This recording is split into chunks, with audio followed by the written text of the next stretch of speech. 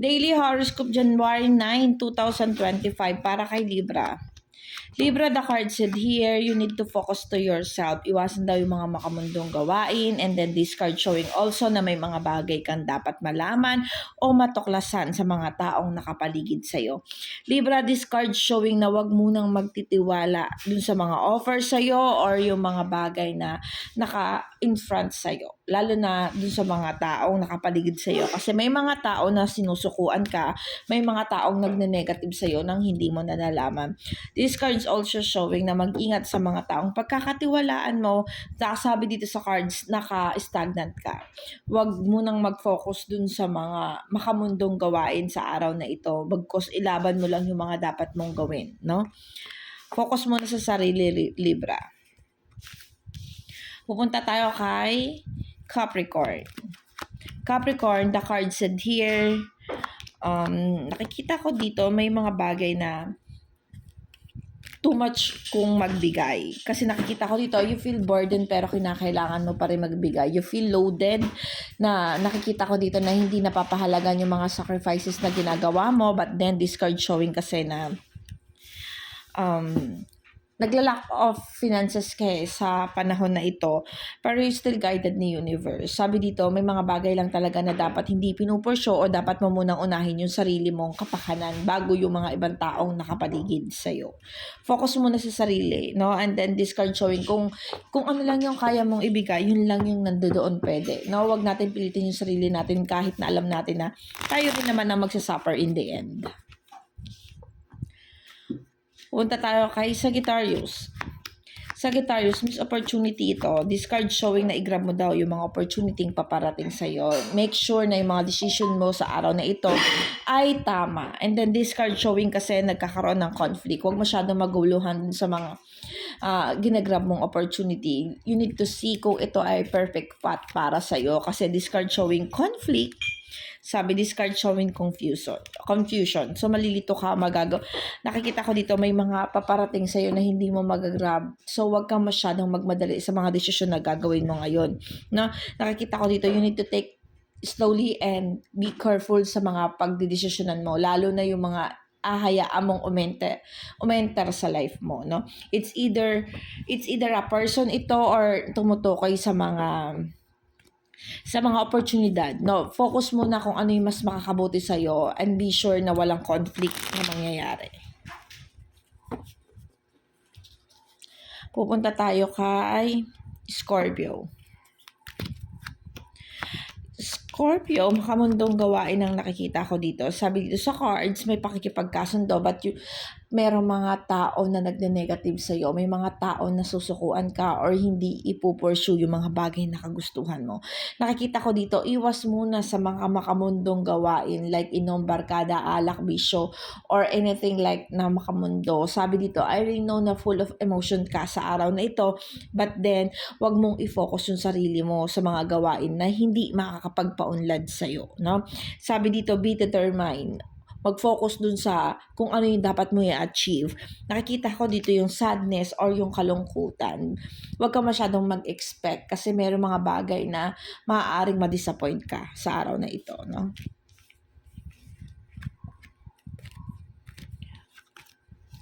Pupunta tayo kay Leo.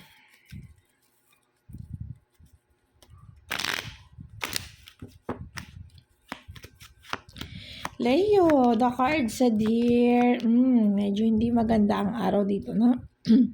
Sabi dito sa cards, nawawalan ng guidance ni universe. Nakikita ko dito na may mga tao daw, Leo, na dapat kang sukuan, especially kung nararamdaman mo na ikaw na lang yung laging gumagawa ng pamamaraan para maiayos kung ano yung dapat ayusin para sa inyo. May mga ganap sa buhay mo.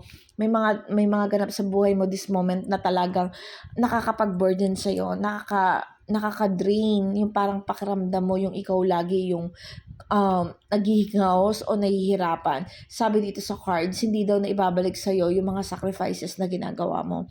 Then this card showing also na you feel na hindi ka victory. You feel na yung mga bagay na ginagawa mo parang hindi pinapahalagahan. Hindi parang talagang hindi napapahalagahan, hindi nakikita yung value mo. This card showing na you need to focus to yourself. No? Kapag ito na yan, Leo, kapag isa kang Leo na nararamdaman mo na may problema at you feel sometimes na hindi nakikipag-cooperate yung partner mo o yung taong involved dun sa sitwasyon na meron sa'yo, bitaw Leo and focus to yourself. Kasi habang kumakapit ka, lalo ka daw nahihirapan. No?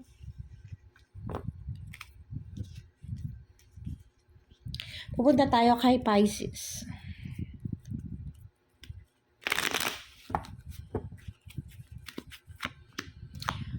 Pisces, nakikita ko dito, may mga bagay daw na hindi naging masaya sa'yo.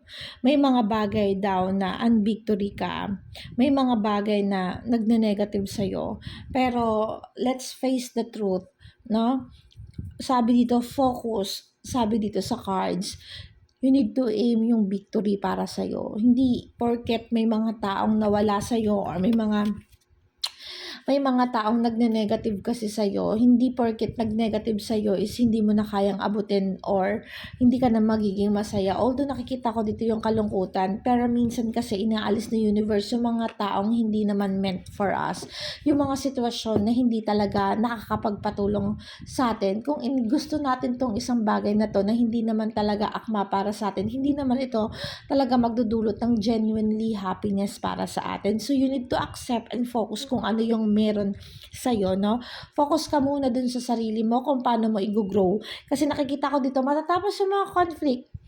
Pero wala ka naman dapat panghinayangan kung yung tao ay nagbibigay sa'yo ng pabigat or sabihin na natin, dahil dito na-drain ka, let it go. And thanks, magpasalamat kay universe dahil natapos yon. Or sabihin na natin na in-open eye ka para ma-achieve mo yung mga dapat mong i-achieve.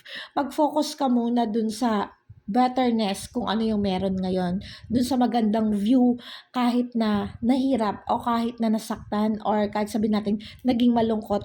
Pero things will gonna be okay. Things will gonna be successful for you, Pisces.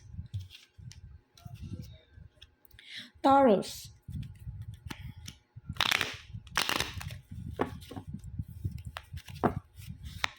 Taurus, sabi dito sa cards, okay, kung may mga balak kang paglipad or pag-alis, paglibad, I mean yung pag-travel, no?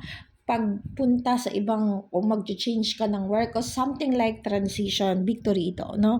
Huwag ka mag-alinlangan, focus ka. Kasi nakikita ko dito, may emptiness, may kakulangan regarding sa finances, may mga betrayals ka, but you need to be, kailangan mo daw ilaban kung ano yung alam mo yung tama, Taurus, no? Sabi dito, focus on your goal, sabi dito, victory naman ito. And then, right thing naman to do is to avoid or mag-pursue ka dun sa mga bagay na pinaplano mo, no? Huwag kang mag-alinlangan or kung may mga nagne-negative or meron mga tao dyan na ayaw o nag-a-against sa mga pinaplano mo, ignore them. Focus ka dun sa sarili mong goal. Punta tayo kay Virgo. Virgo, the card said here, okay.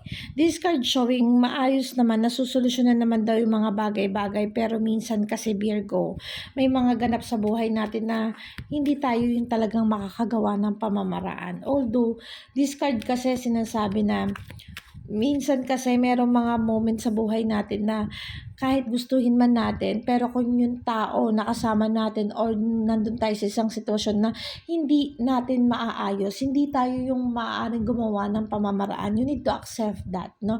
Tanggapin na lang at gumawa ka na lang ng way para sa'yo, no? Sabi kasi dito, hindi natin kayang diktahan yung ibang tao nakapaligid sa atin o yung sitwasyon, kung ano man yung gusto natin, minsan talagang hindi naaayon, but kapag nangyari kasi ito, ibig sabihin, this is not on your path. Hindi talaga ito yung para sa iyo. So, you need to have another value. Kung yung happiness mo or yung plan mo, you need to change it. You need to have one directions para sa iyo. Kung nagne-negative man yung mga bagay na binupursue mo, minsan talaga ganon. Minsan hindi talaga para sa atin yon. Punta tayo kay Aquarius.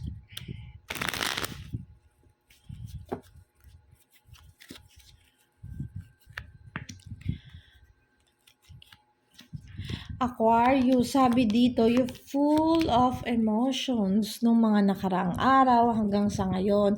Nakikita ko dito yung tamang pagbabalanse regarding sa relationship. Nakikita ko dito, alam mo daw yung mga bagay na dapat mong gawin at nakikita ko dito, you are determined. Nakadeterminado ka sa mga bagay na pupursu mo. Sabi dito, yung pag-iwas daw sa mga makamundong gawain ay nararapat at makakabuti sa'yo. So, kapag may mga tao dyan na nagaya minom ka, or umalis or something, hindi naka-align dun sa mga pinaplano mo, you need to avoid them and focus na lang dun sa mga pinaplan mo. This card showing kasi na nasa right path ka, na nasa tamang desisyon ka, na nasa pagbabalanse ba. Sabi dito sa cards, okay yung ginagawa mo, you are in the right path, basta focus lang muna para yung mga negativity ng mga past or kung ano man negativity na kinakaharap natin ngayon ay ma-avoid. Pupunta tayo kay Gemini. Gemini, the card said here, nakukulangan tayo sa pagkilos at paggawa. Although nakikita ko dito, still may mga opportunity paparating kay Gemini, but still, this card showing may mga dapat i-priority, no? Sabi dito sa cards, nakukulangan sa pananalapi kasi hindi ginagrab yung mga opportunity dumarating sa'yo. This card showing kasi kulang sa pagkilos at paggawa, Gemini. So kung you feel lazy last day or kung ano yung man nakalipas, focus muna, no? Sabi dito, build in ulit, gawa ulit ng pamamaraan para mahabol kung ano yung mga pagkukulang. And then this card showing kasi na may mga way naman, may mga paparating na blessing naman sa'yo, i-grab mo lang. Pupunta tayo kay Cancer. Cancer, the card said here kung may ina-expect ka daw na pagpapala, kung ina-expect ka regarding sa finances, Cancer, nakikita ko dito makukuha mo yun. Kung ikaw yung tipo ng Cancer na naghahanap ng trabaho, well, this card showing na matatanggap ka sa work or meron pagka-increase ng salary, basta regarding sa finances, sa kaperahan, magiging maganda yung flow kasi magkakaroon ka ng kakayahan na tumulong sa ibang tao. Ibig sabihin, sobra pa dun sa mga makukuha mo, yung ma-achieve mo. This card showing also na may mga conflict din sa mga taong nakapaligid sa'yo, but this is normal na. Yung mga taong nakakainisan mo na, ayan pa rin magpaparamdam sa'yo. Pero to avoid this and to focus dun sa mga magagandang wag mong intindihin. Ganun lang kasi yun. Everyday, nagbabago naman ang ating routine. Kumbaga ganun. Nagbabago kung ano yung destiny natin sa araw-araw. So, focus ka muna dun sa iyong money matter or finances. Pagdating sa career, i-boost mo. Kung ikaw ay negosyante, sige, go mo lang na i-go. Ilagay mo lang yung mga dapat mong ipaninda or something na mag-focus ka dun sa iyong ikaka-gain sa araw na ito.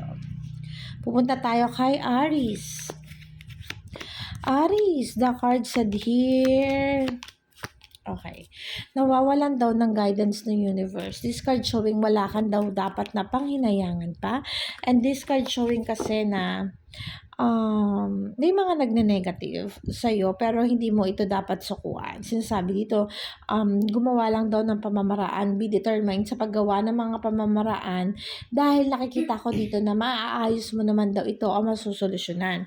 Sabi dito sa cards, huwag masyado magtitiwala, especially dun sa mga feminine version na pinagkakatiwalaan mo or sabihin na natin dito may mga nagne-negative sa'yo na feminine versions, no? So, focus muna sa sarili, Aries, and then this card showing to do something na